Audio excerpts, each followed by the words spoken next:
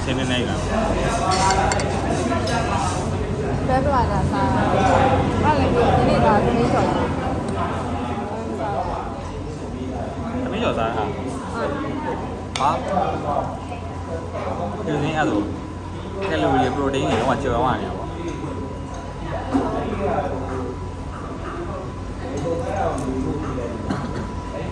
ဟုတ်လား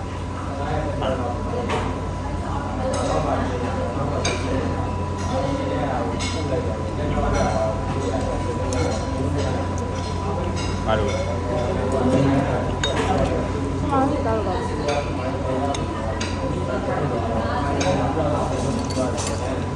ကျုံမချင်းကြ